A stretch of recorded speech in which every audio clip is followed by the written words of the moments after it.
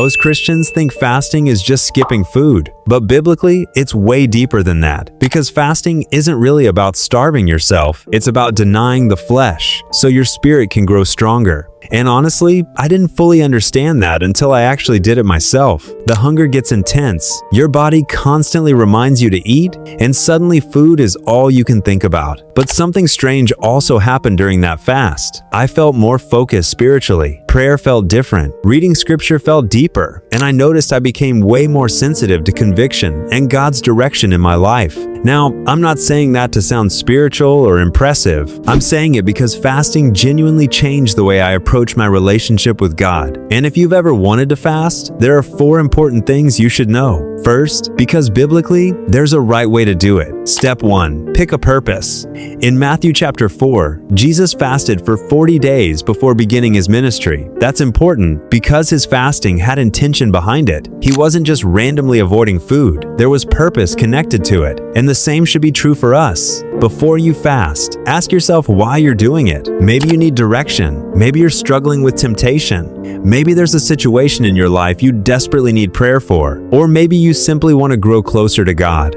But fasting without purpose usually turns into pointless suffering. Also, please use wisdom. Extended fasting can be dangerous for certain people physically, especially if you have health conditions. So if you plan on fasting for a long period of time, it's smart to talk to a doctor first, because your health still matters. And remember this, fasting isn't about hurting yourself.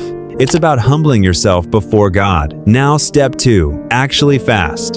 And biblically, fasting meant abstaining from food, not just deleting social media for a few hours. Now, don't get me wrong, taking a break from distractions can absolutely help your spiritual life. That's a good thing. But in scripture, fasting consistently involved food. And trust me, once you actually start, you'll realize very quickly why fasting is difficult. Because your body does not like being denied. You'll suddenly crave food at the weirdest times. You'll smell food from rooms away, and your mind will start creating excuses. Maybe I should just eat a little. Maybe tomorrow would be better. Maybe this isn't necessary. That battle is part of fasting, especially around dinner time. And if you fast multiple days, days 2 and 3 can feel brutal. At least they did for me. So when the hunger gets overwhelming, pray, drink water, sit with the discomfort, because fasting teaches you something powerful. You don't have to obey every craving your body gives you. Step 3. Keep it between you and God. Jesus actually warned people not to make fasting a public performance, because even back then, some people wanted others to see how spiritual they were. They would intentionally look miserable so everyone noticed they were fasting. But Jesus said not to do that. Why? Because fasting isn't about impressing people. It's about privately seeking God. So don't turn fasting into a badge of honor. You don't need to announce it everywhere. The goal isn't attention. The goal is closeness with God. And honestly, some of the most powerful spiritual moments happen privately,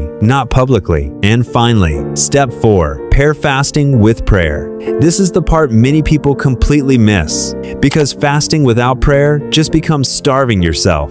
Throughout scripture, fasting and prayer constantly appear together. Why? Because fasting creates space, and prayer fills that space with God. Think about how much of life revolves around food, planning meals, cooking, eating, cleaning. Now imagine taking some of that time and redirecting it toward prayer. Read scripture, sit quietly, ask God questions, listen, and don't rush through it, because real prayer isn't always talking nonstop. Sometimes it's learning to be still before God. And honestly, that stillness can feel uncomfortable at first. We live in a world filled with constant noise, constant distraction, constant stimulation, but fasting forces you to slow down. It forces you to confront yourself, and sometimes that's exactly what we need spiritually. So if you ever decide to fast, remember these 4 things. Pick a purpose, actually fast, keep it between you and God, and pair fasting with prayer. Because fasting isn't about proving how spiritual you are, it's about drawing closer to God. And honestly, that closeness can change your life.